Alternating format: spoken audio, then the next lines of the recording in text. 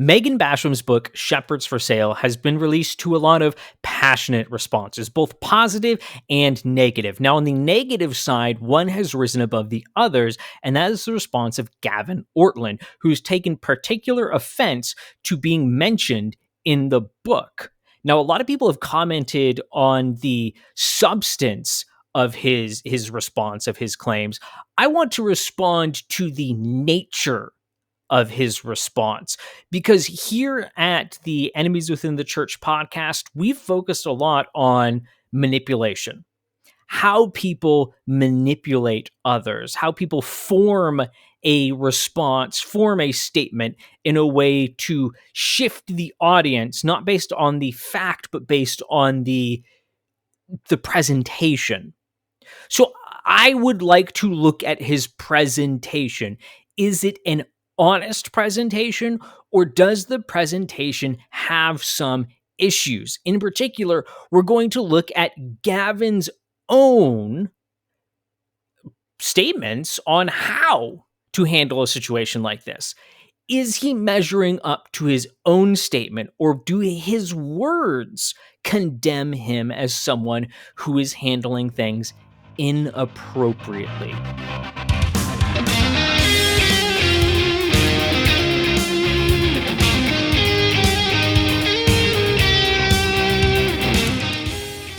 Like I said, we're going to be quick about things. This is the Enemies Within the Church podcast. You can go to enemieswithinthechurch.com right now to view the documentary if you haven't already.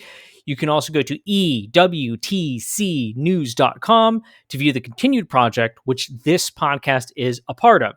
I'm your host, Kyle Witt. Let's jump right into things. So Gavin Ortlund has responded to being included in Megan Basham's recently released book, Shepherds for Sale. He was briefly mentioned in chapter 1. Now, the whole briefly mentioned is part of the contention. He tries to expand how much he's focused on. Megan tries to clarify that he was not mentioned as much. There is some debate there. At least there's debate between the two of them. There is a factual answer. Now, like I said, we're going to be focusing on here at Enemies Within the Church, here on the podcast, we focus a lot on how people communicate, manipulation, things of that nature, and how someone might influence you through the way they present an argument to get you to believe their position rather than relying on the facts. So we're going to look at Gavin's own words in particular, because he's commented on how to respond to a situation like this. And we're going to test things.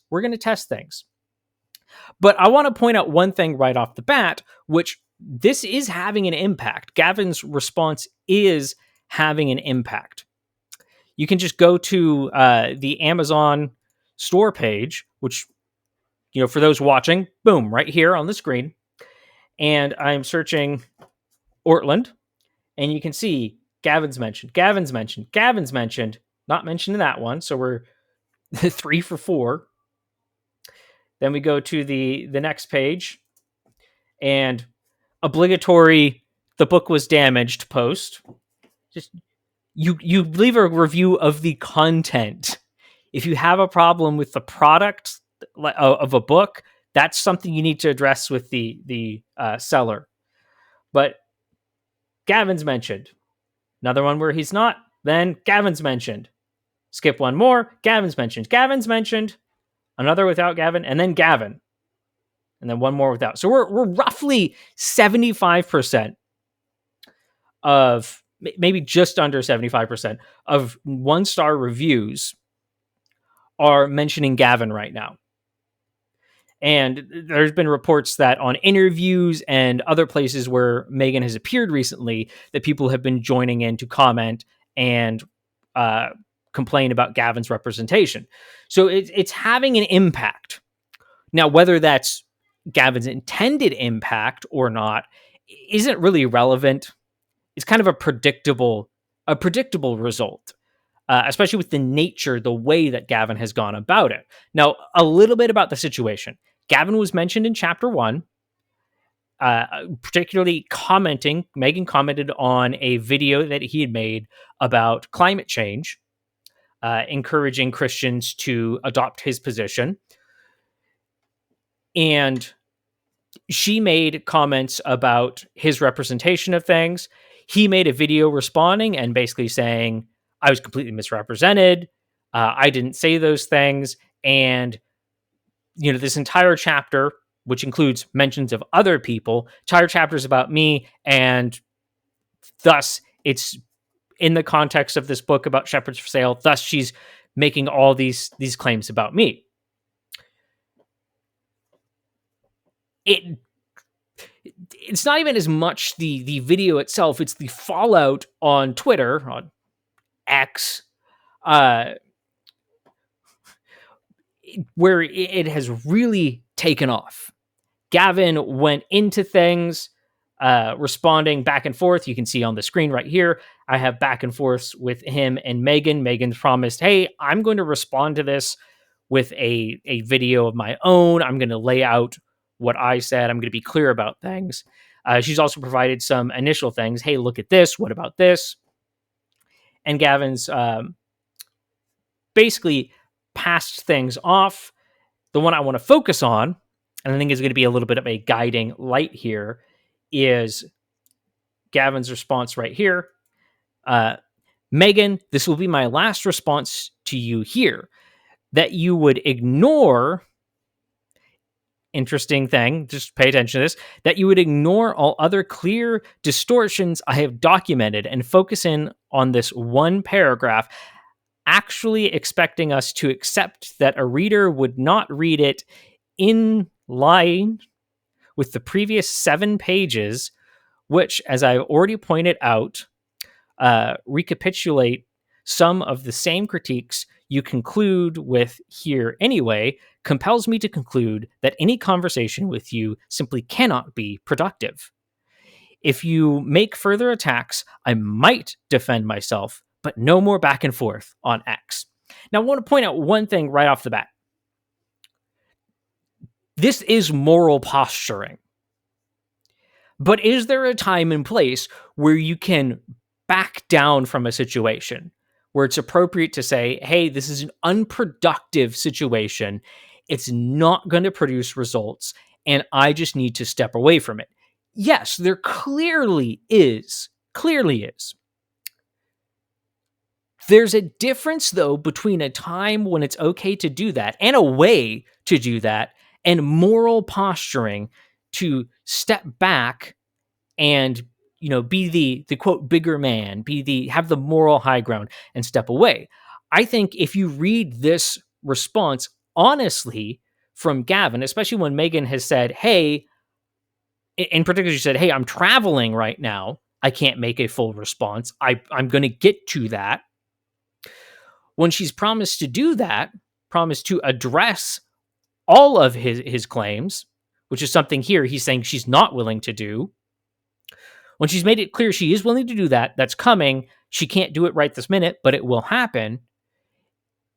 To then take the moral high ground and say, well, you're not willing to do these things, therefore I'm going to take the moral high ground and step away. But worse than that, to say, I reserve the right to step back into the situation on my terms when I deem it necessary, is condescending at best. He's saying that he controls the conversation, that he controls when it is appropriate to speak, when it is appropriate not to speak. So he's making it about him rather than about her. But the moral posturing is, well, you're doing this wrong. Which it's strange to say the least. Especially when he's the one that initiated the situation. And you may say, well, wait, but I thought she mentioned him in her book. And yes, she did. But Gavin's the one that initiated this current situation, the back and forth. His complaint here is, oh, Megan, you're not handling this back and forth appropriately. Therefore, I can step out on the moral high ground. But he's the one that started this back and forth. He's the one that challenged her comments. He's the one that produced the video. He's the one that initiated the current back and forth. Yes, There was another situation that catalyzed this, but this current situation is its own thing.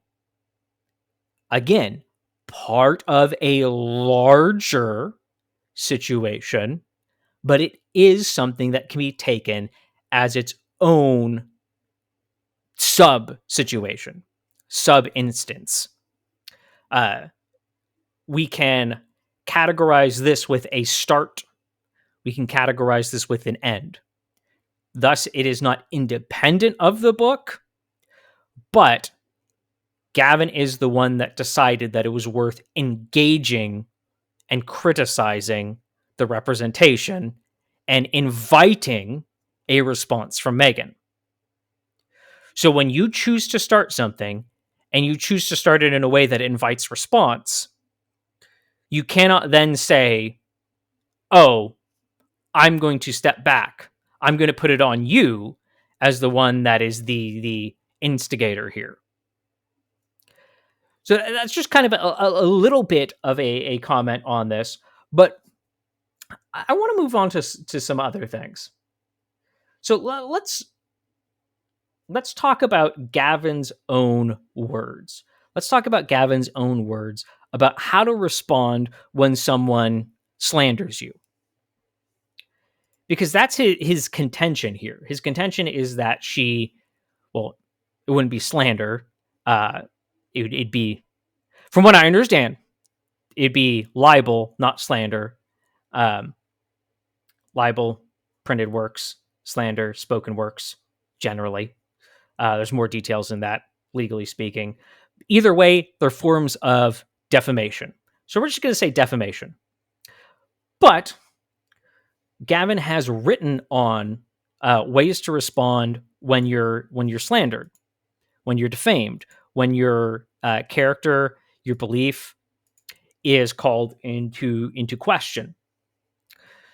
So this is from a Gospel Coalition article. I went ahead and downloaded it into PDF so I could then highlight things, just so I could quickly give it to you. But yes, this is a Gospel Coalition article called 3 Ways to Respond When Slandered.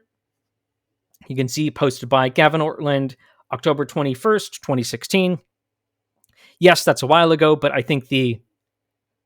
don't think these sort of principles change. And in fact, I would agree with the vast majority of this article, though I think there's several points where he sort of deviates from an appropriate response into kind of his own personal take on things.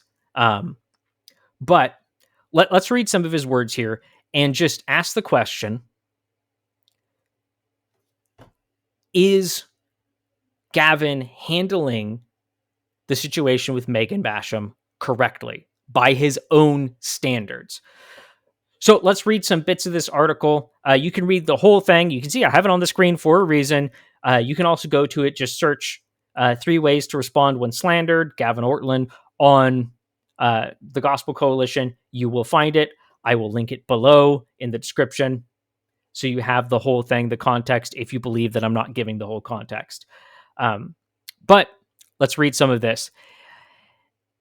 It's acutely painful to be slandered, and pastors and ministry leaders are particularly easy targets. Precisely because it's such a serious sin, we must be especially careful to guard our hearts when it happens to us. One of the easiest ways to be led into sin is when we're sinned against. That is that's a perfectly fine and reasonable statement. When we are misrepresented, when we're lied about, when we're slandered, when we're defamed, whatever it is easy for us to respond in kind rather than to respond biblically, respond truthfully. It's easy for us to then go, well, if you're going to talk about me that way, I can talk about you that way. It's easy to step into sin when we feel offended. Continuing on, even if you do need to defend yourself, give it some time. Don't panic. Don't explode. Don't be guided by fear. It's valid to defend your ministry, but we should be careful not to become too defensive about ourselves. Now, I have a question. Obviously, I haven't given you the most depth about the current situation with him and Megan. We're being quick about things. If you want to, and I think you should, you can go look into the whole thing. You can look at Gavin's video. You can look at some of the responses. But I think we have, at the minimum, even with that one statement from Gavin and a brief understanding that there has been this back and forth, I think we have enough to look at this. Do you think that Gavin gave it some time before responding?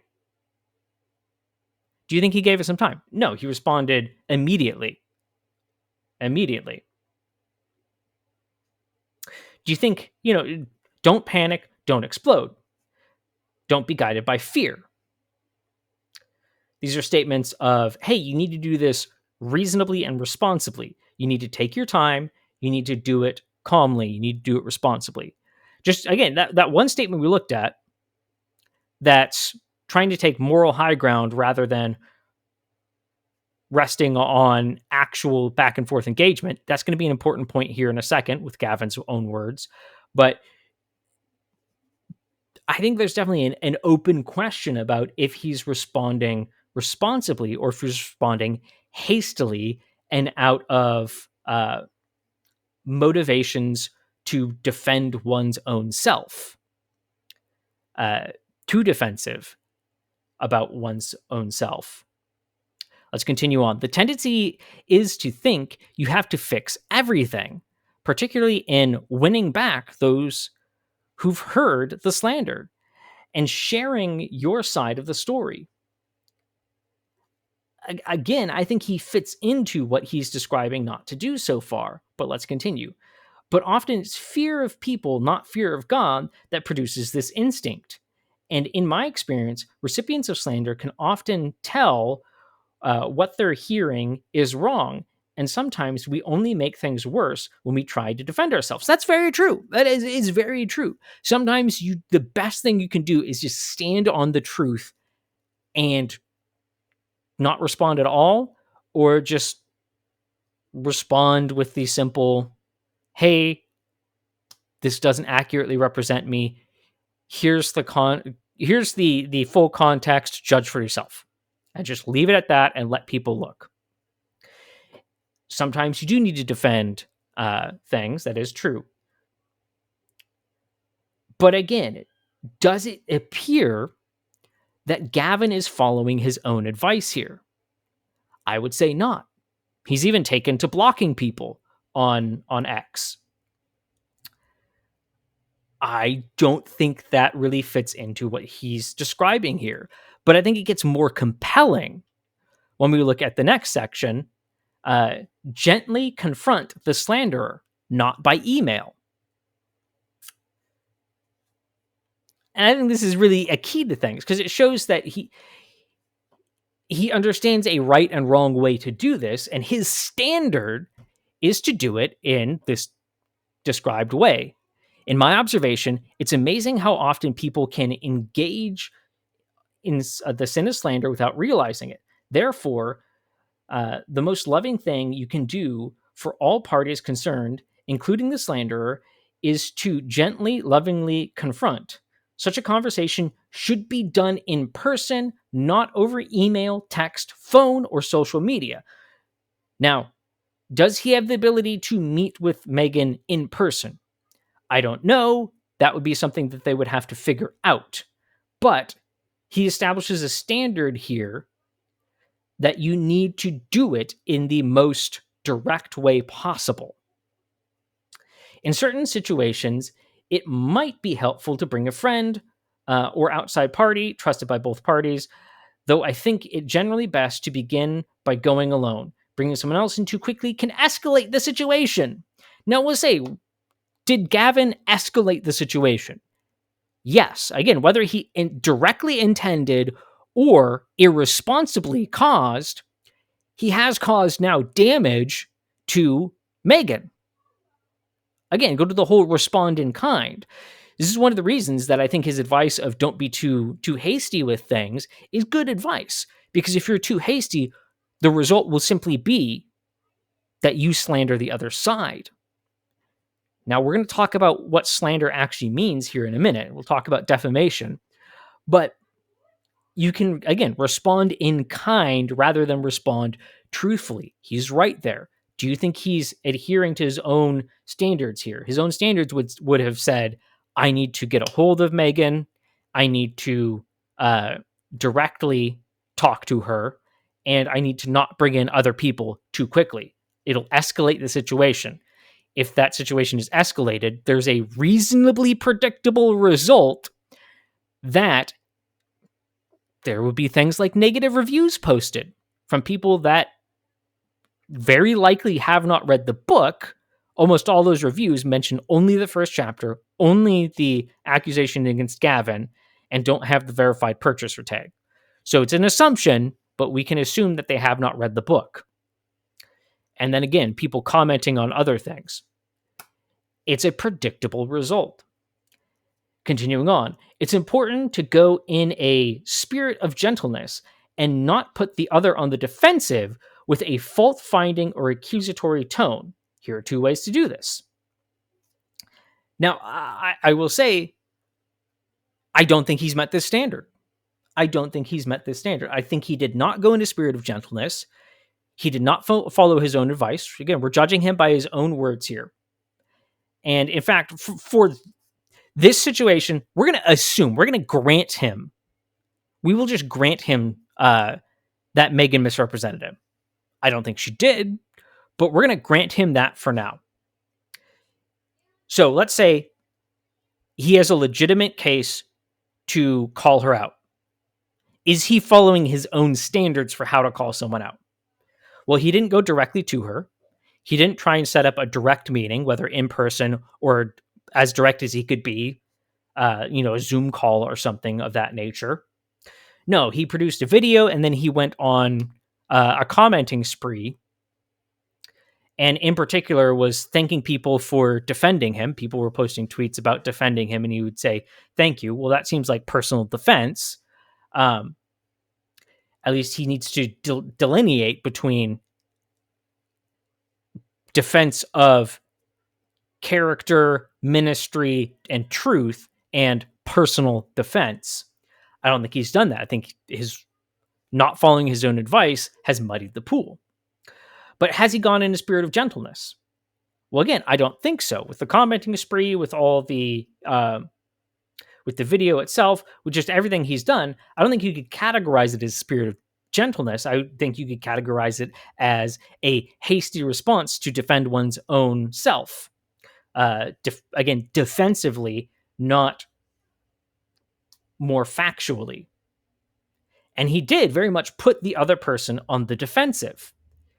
That's one of the funny things about his comment that we read about, taking the moral high ground and stepping away, but then reserving the right to step back in,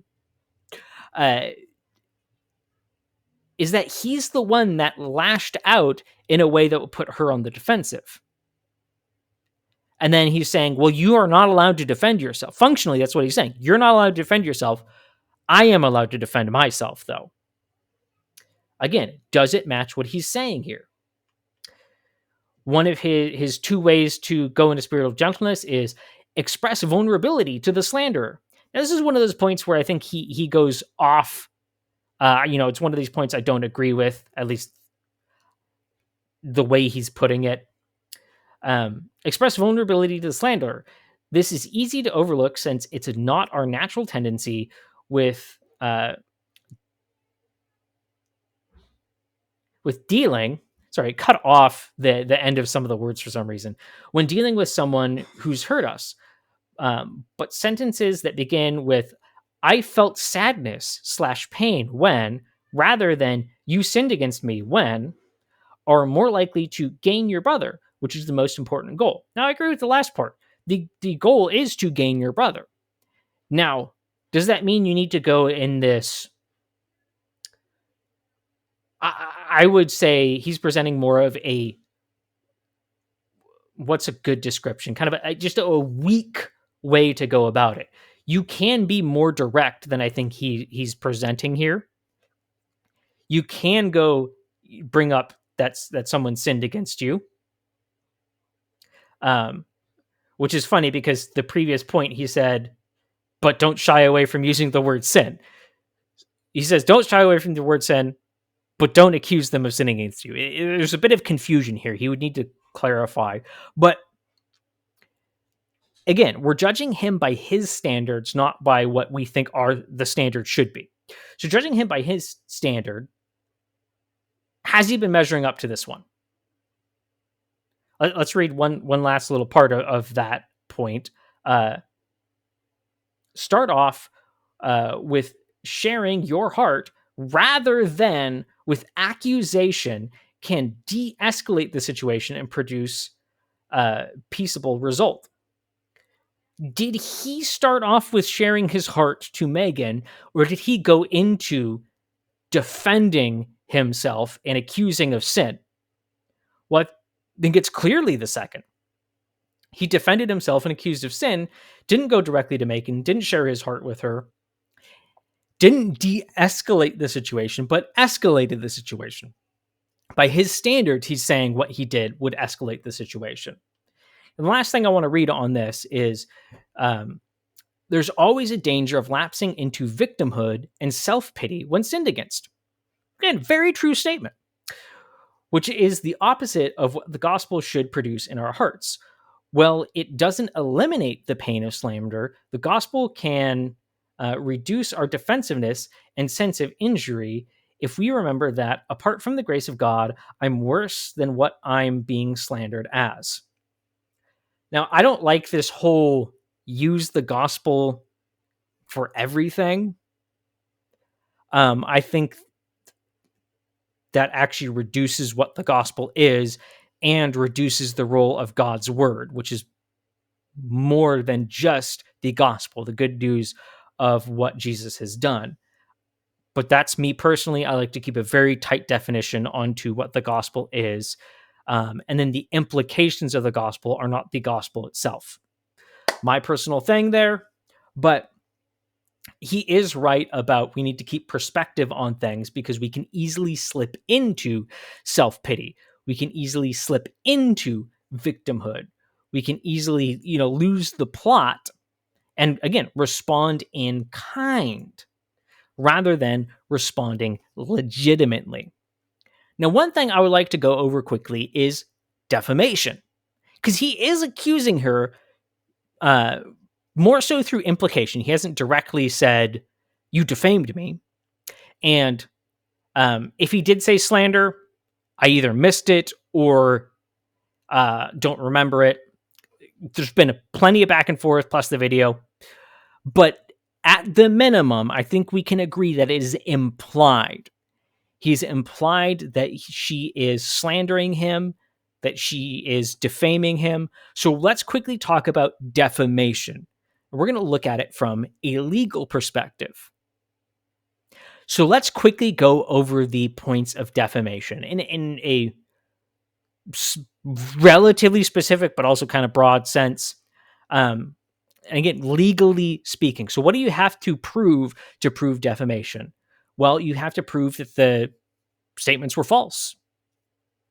That's pretty basic. You have to prove that they were made about the person, the person that, in this case, Gavin would have to prove that the statements were made about him. Pretty easy to prove that they were published statements. They were made and put out there publicly. Again, that one's easy to prove. We don't need to deal with either of those two because they're straightforward. You have to prove that there was actual malice, that there was an attempt to harm through these. And that you have to prove that there was harm, that this caused damage to to Gavin, to his reputation, to his, in particular legally, they're going to be most concerned about financial damage because that's, you're suing for monetary reimbursement. But it's not simply just financial damage. You can sue for much more than just that, but that is the kind of the big one there. Okay, so let's look at this a little bit. Gavin he doesn't even need to prove that he was, statements were made about him and that they were actually published and put out there publicly. Those are givens. Those are super simple. The things we really need to focus on are the statements themselves, and the intent behind them. And did they damage Gavin and his reputation in a way that would rise to the level of defamation, the level of libel? Because he's going beyond just simple, hey, she got these facts wrong, and he's ascribing intent onto her. And especially, again, we read that one tweet from him. Did he or did he not ascribe intent there? That she is a bad actor. He can't even engage with her because of the malicious nature of her responses. Again, I'm putting the terms on there that fit to defamation because that's what we're talking about. Not saying that he said those words specifically, but it is the implication there. Well, the factual nature of things can sound a little bit cut and dry, but we need to understand what that means. Because, yes, Gavin's claim is she got things factually wrong and then misrepresented me through the construction of this chapter. The thing is, when it comes to, again, defamation, the truth is the ultimate arbiter, but you have to prove more than simply just that there was a factual error. You have to prove either that there was a known factual error or gross negligence, that there was something so obvious that she should have known better. For an example, let's say she wrote in the book, Gavin once punched a baby in the face. Well, that is a statement of fact that can be verified. It is either true or false. And even if she had a report that said that, well, it would be negligent to republish that without confirming it, because that is a very damaging statement.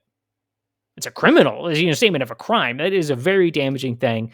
So it would be negligent to post that, and it could be factually proven as wrong.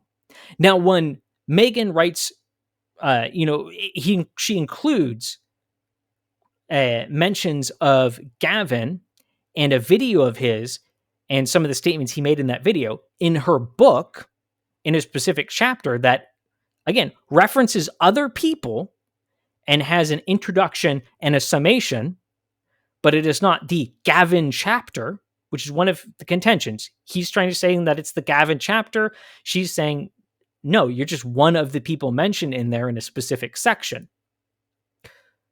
But let's just say it's the Gavin chapter. Are her statements, now you have to read the book. I do encourage you, go read the book. Go read it for yourself. But keep this in mind when you read it. Are Megan's statements the type of factual statements like he punched a baby in the face, or are they reviews of his video and offering statements of opinion? Now you might go, well, obviously she's trying to establish facts, not opinions. Opinions are arbitrary. Keep in mind what opinion means, especially in the legal sense. She's offering her opinion of what was said, her interpretation of what was said, what she sees as the facts of the video at hand. It's the same thing. If you don't understand what I'm saying here, it's the same thing as an opinion piece in a newspaper. Are opinion pieces subjective? No. One, again, courtroom, talking about you bring in an expert witness to testify on a specific subject. What are they doing? They're giving their opinion. They're speaking to the facts at hand. They're answering truthfully the questions that they're being given, but they're offering their opinion. Opinion is not necessarily a subjective thing. Within your expertise, you can offer your opinion. We tend to overly react to the words opinion and perspective. So here's the thing. Is she giving her opinion and building a case off of that, or is she making those sort of claims such as he punched a baby in the face? Again, read it for yourself, but I think very much, even from the way that Gavin goes through it, she's offering statements of opinion. She's building a case off of that, but you have to prove that they're verifiably false, that she was then actual malice. You have to prove that she was doing this maliciously, that this was not a good faith interpretation of what he had said, that a reasonable person could not come to the same conclusion as Megan. And there are plenty of people that are commenting that, hey, yeah, I see what she's saying. I see what she's saying in your video. There are also plenty of people coming in and saying that, hey, the way you're interpreting that chapter, I don't see that. I am a reasonable person that was able, before you said any of this, I did not assume that the whole chapter was about you. I read it before you made your comments, and I didn't see that. So it seems that reasonable people are able to both interpret Gavin's video the same way that Megan did, but also interpret the chapter the way that she is claiming it's presented. So he's losing on that front. He's losing on the establishing that this was malicious, factually incorrect statement that no reasonable person would conclude that it is the way that Megan presented it, and would conclude that the chapter was not about me. Then he has to prove, the last one would be proving that it actually damages him. Well, the problem here is, I think that he has not done that, but rather he has then damaged her. Even if he was able to establish that he damaged her, one, you have to met all the standards, not just one. He hasn't done that. Defamation, at least legally speaking, hasn't happened. But he responded in kind. Now, do his comments meet the level, the legal standard for defamation? No. Because it has not, I think, again, reasonable people have concluded that Gavin is right. And I don't just mean people jumping on and going, oh yeah, go Gavin. I mean, people have said, hey, I saw something similar to you, Gavin, or I can see what you're saying, Gavin. So there's doubt on some of that. But I think when it comes to when you take Gavin's previous comments that we read and how to respond to slander, and you take the legal definition, I think actual malice is possible to prove. And I think damage is possible to prove.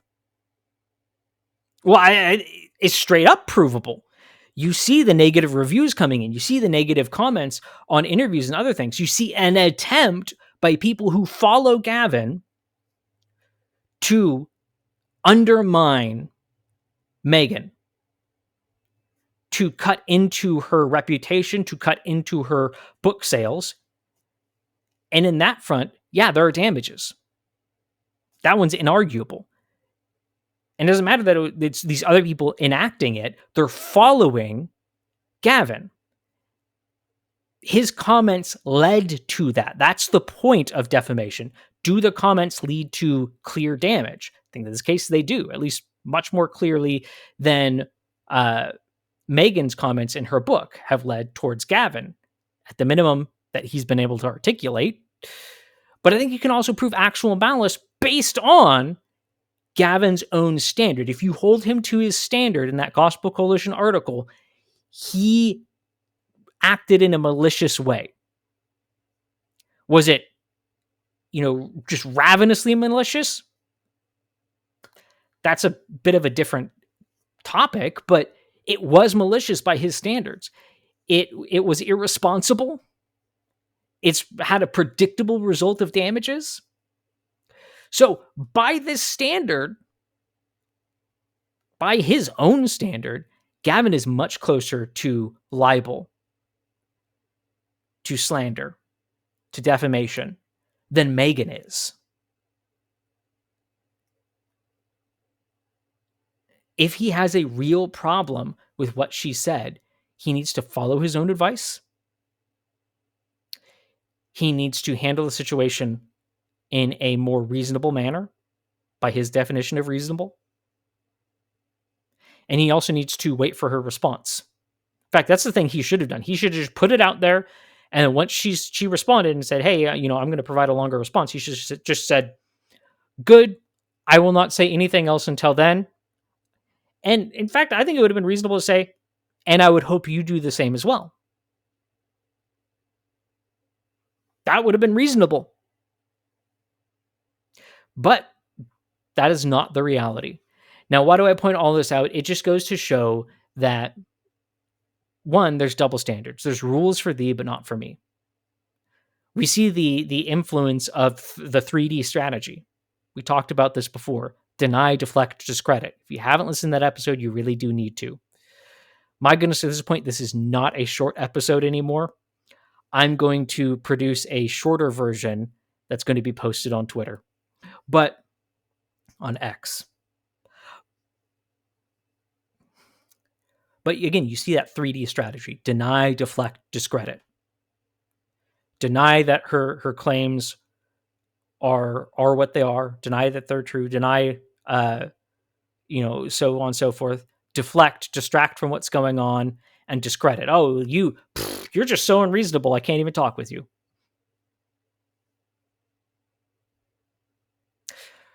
He responded to her exactly the way he claims she attacked him. Rules for thee, but not for me. The 3D strategy at play. This is just an example of the kind of people that we're dealing with. They're not honest people. They don't follow their own words. They talk a lot about, super gushy love and gentleness and all these things. And people have pointed out, hey, seems like you're presenting an overly squishy version of these things. And I think the fact that they can't even follow their own standards shows that it is too squishy. It's not practically being able to be lived out. This is a problem. But that's the big issue. Is these people are teaching something that they don't follow. They're willing to be aggressive when they say everyone else needs to be passive. This is a problem. This is why we talk about these kind of things. This is a big issue with the woke movement, the social justice movement. Now, we could talk so much more about Gavin in particular. I just wanted this to be looking a little bit about the tactics. Yes, it does sort of rely on knowing more about the book and knowing more about the whole situation itself. You really should review both of those things. But as you can see, just going over kind of the content of the nature of the response took enough time as it was. But I hope this has been useful. I hope this has been helpful. And remember, don't go woke.